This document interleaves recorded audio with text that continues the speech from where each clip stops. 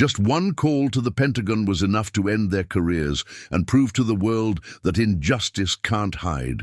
Not anymore. The sun was hot and bright in the sky. The roads were quiet, long and dusty. There were trees, trucks, and old houses along the way. A black woman drove her car carefully. Her name was General Dana Kingsley. She wore a plain cap, a simple shirt, and jeans. She didn't look like a famous person, but she was very important. She was a 4-star general in the United States Army. That means she was one of the most powerful people in the military. Dana was on her way to a secret meeting at a military base called Keesler Air Force Base. She had to get there fast because she needed to give special information to her team at the Pentagon, the big military building in Washington, D.C. As she drove through a small town in Mississippi, her special military phone lost signal. She couldn't hear the person on the other side anymore. "Oh no," she said quietly. She needed to make a call fast, not just any call, a classified call. That means it was private and very, very important. Then she saw a small, old gas station. The sign was faded and broken. It said, "Jarvis Fuel and Food." The gas station looked tired. The paint was peeling, the windows were dusty, and the roof looked like it would fall off. A few trucks were parked around it. Some men stood by the entrance, smoking and talking. It didn't look fancy, but Dana didn't care. She needed a place. With phone signal, that was all. She parked the car, got out, and looked at her phone. Yes, 1 bar of signal, just enough. She stepped away from her car and started talking. Her voice was calm but serious. She was speaking to the Pentagon, giving orders, asking questions, and listening carefully. She didn't notice the people staring at her. Inside the gas station, a woman named Marlene Brooks watched Dana from the window. Marlene was in her 50s. She wore thick glasses and a tight frown on her face. She always judged people by how they looked. She didn't see a leader. She didn't see a smart, brave woman. She only saw a black woman in plain clothes, walking around outside and talking on her phone.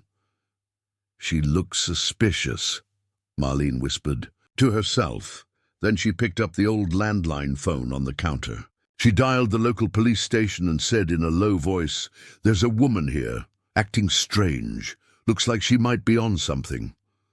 On the other side of town, 2 police officers sat in their car. Their names were Officer Chad Rourke and Officer Eli Turner. They were bored. Nothing exciting ever happened in this town. When the call came in, they smiled. "Finally, something to do," Rourke said. They turned on their lights and drove fast toward the gas station. They didn't know who Dana was. They didn't care to ask. They were ready to show power. Dana was still talking on the phone when she saw the red and blue lights. The police cars stopped quickly. The officers jumped out with serious faces. One of them touched his gun. Dana stayed calm. She had been in war zones. She had led soldiers. She had seen fear. But this was different. She carefully put her phone on the hood of the car. She raised her hands where they could see. She spoke clearly, kindly. "Good afternoon, officers. Can I help you?" "License and registration," Rourke shouted. Dana didn't argue. She slowly opened her purse and took out her military ID and federal travel papers. These papers showed she was a top general in the U.S. Army. She handed them over. Rourke glanced at them and laughed. "This is fake," he said. Turner rolled his eyes. "You say you're a general? Do we look stupid?" More people started to gather. Truck drivers, town folks, even a teenage boy with a phone. They all watched. Some started filming, but no one said a word.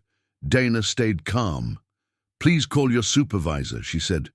"You are making a mistake." Rourke stepped closer and pulled out his handcuffs. "Turn around."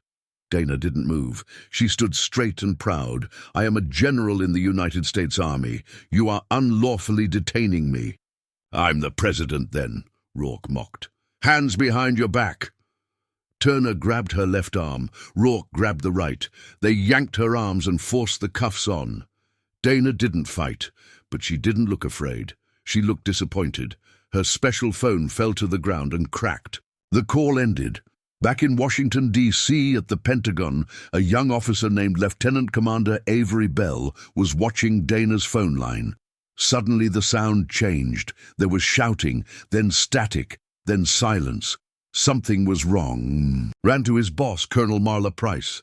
"Ma'am," he said quickly, "General Kingsley's line went dead. But I heard shouting before it cut off. Colonel Price didn't waste time. Ping her location," she ordered, "and get Keesler Base on the line now." They checked her location. Dana wasn't at the base. She was stuck at a small gas station, in a place called Brookhaven. "Get me Jag," the colonel added. "If something's happened to her, we act now." Back at the gas station, Dana sat on the curb. Her back rested against the dirty wall. Her hands were still cuffed. She didn't yell or cry. She just sat there, quiet but firm. Turner stood over her. "What's your real name?" he asked. Dana looked up at him. "You have my ID. My name is Dana Kingsley." "You're close to getting in big trouble," Rourke added. People stood watching. Some filmed, some whispered. No one helped. Then Turner's radio made a loud sound. "Unit 3, confirm you've detained subject." Rourke spoke into his radio. "Affirmative. Female, early 40s, refusing to cooperate."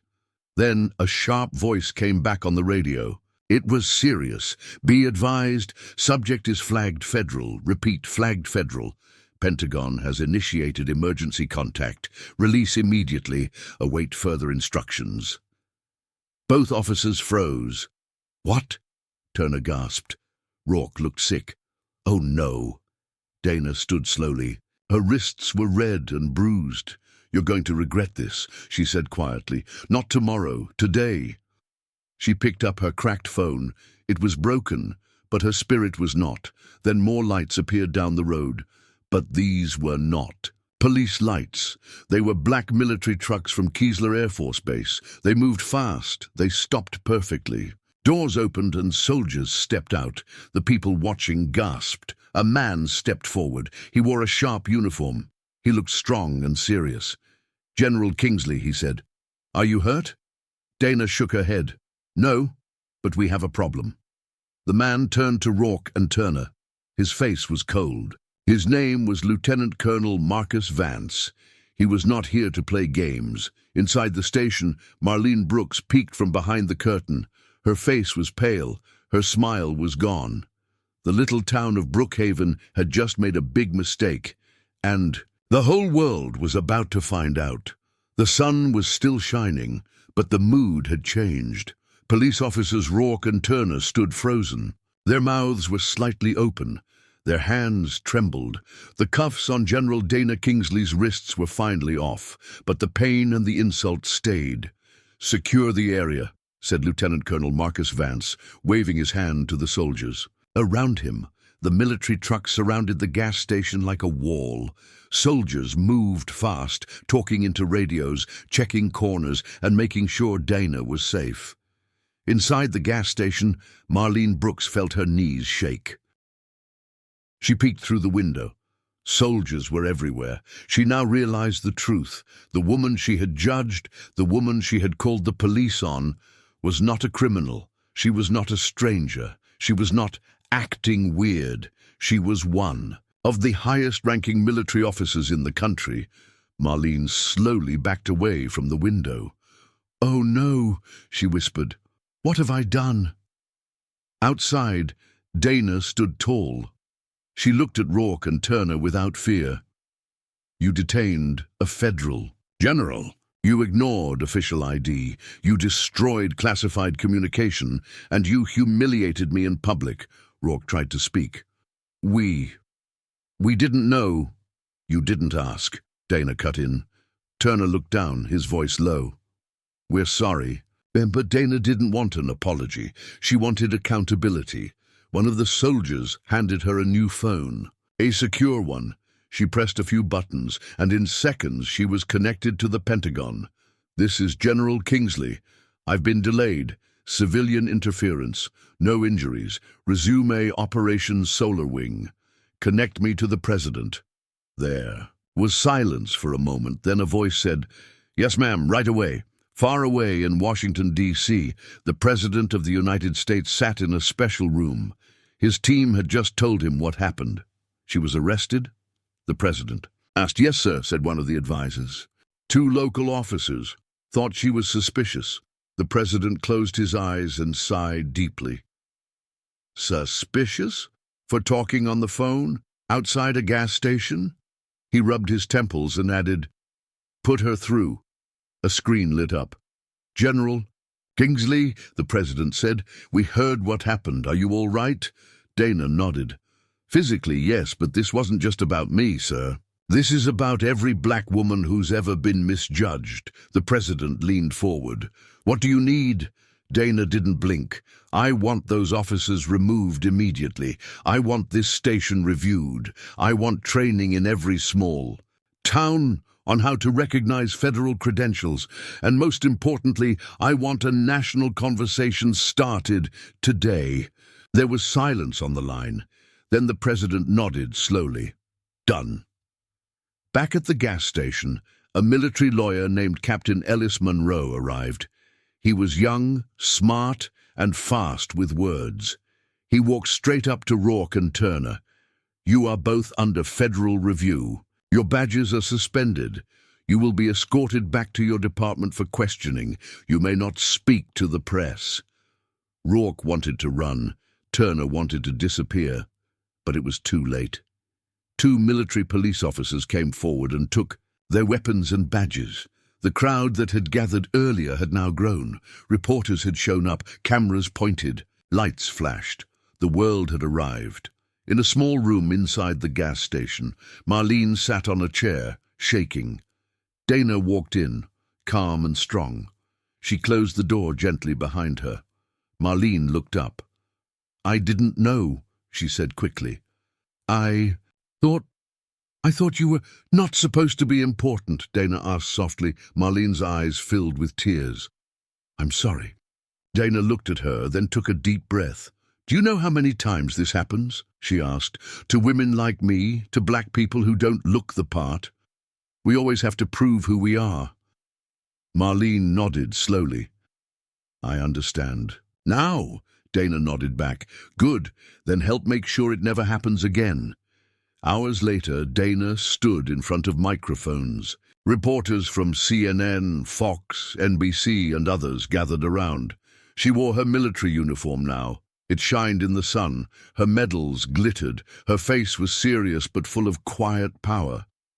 "This morning," she began, "I was misjudged and detained while performing my duty. But I am not here to speak only for myself. I'm here for every person who's been treated as suspicious because of their skin, gender, or clothes." Cameras flashed. People nodded. Respect does not come from a title. It comes from seeing people as human first. I hope what happened to me reminds all of us, especially those in uniform, to do better. She paused. "I'm not asking for pity. I'm asking for change." Back in the Pentagon, Colonel Marla Price watched the speech. With her team, she smiled proudly. "She's turning a painful moment into power," she said. Young Lieutenant Bell nodded. "She's a hero, ma'am." "No," Price said. "She's more than that. She's a mirror, showing America what it still needs to fix." By evening, the video of Dana being detained had spread across the internet. Millions of views. Thousands of comments. Some people were angry, some were shocked, others were sad, but most were saying one thing: this has to stop. At a nearby school, a young black girl named Anaya sat at the dinner table with her mum. "Mum," she said, "did you see the woman on TV?" Her mum smiled. "Yes, baby, that's General Kingsley." Anaya's eyes lit up. "She looks like me," she whispered. Her mum nodded. "Yes, and don't forget it, because you can be her one day." Anaya looked at the screen again. Her tiny heart was full of hope. Back at her hotel room that night, Dana sat alone. Her arms ached from the cuffs.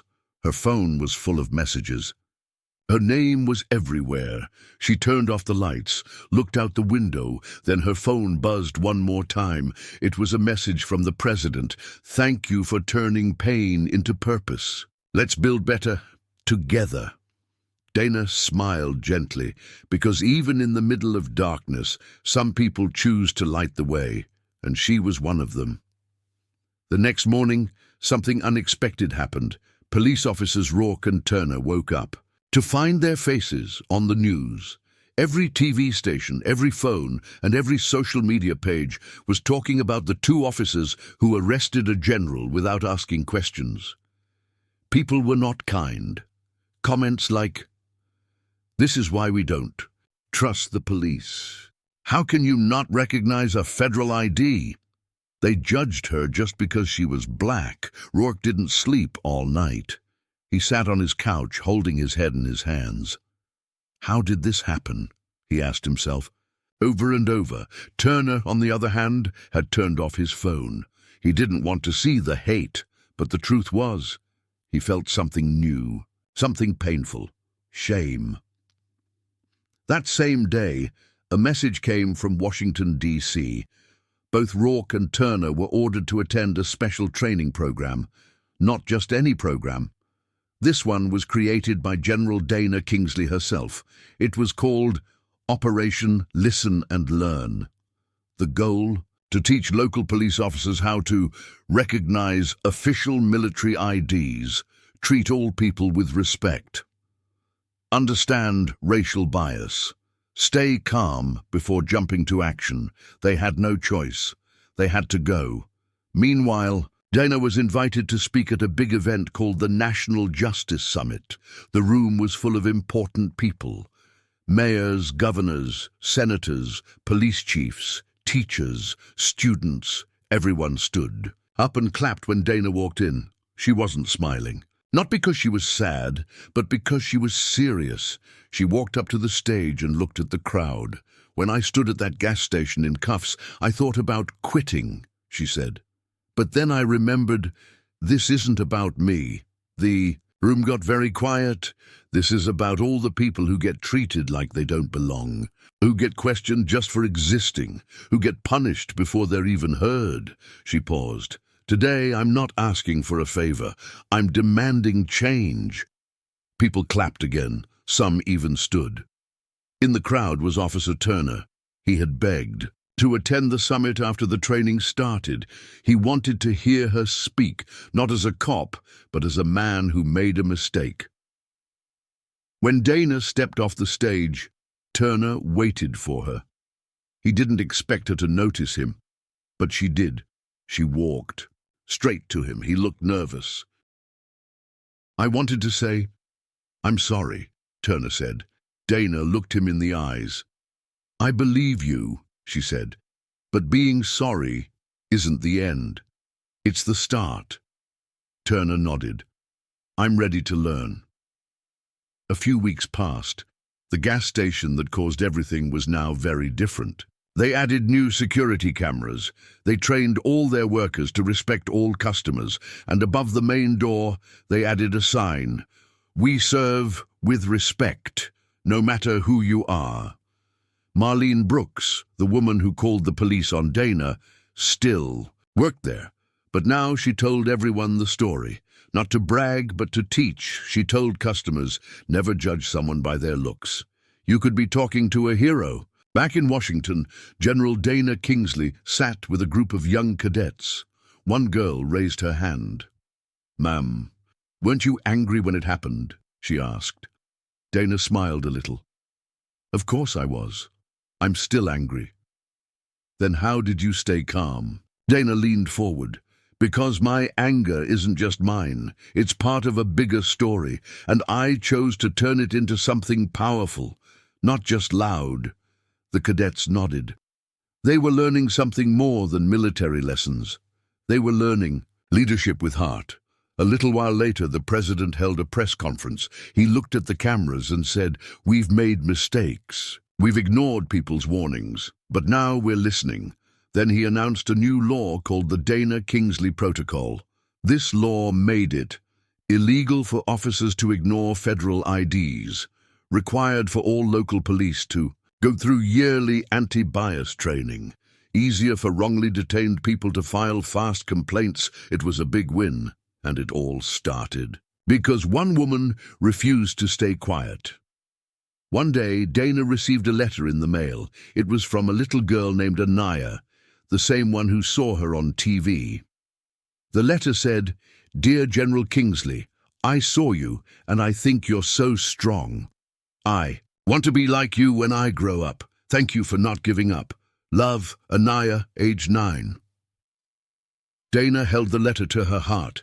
That was her real reward. Not the medals, not the news, not the applause, but the fact that a little girl somewhere in America now believed she could be great too. At the next graduation for new military officers, Dana gave a final speech. She looked out at the fresh faces in uniform. She said, "Power doesn't always look like power.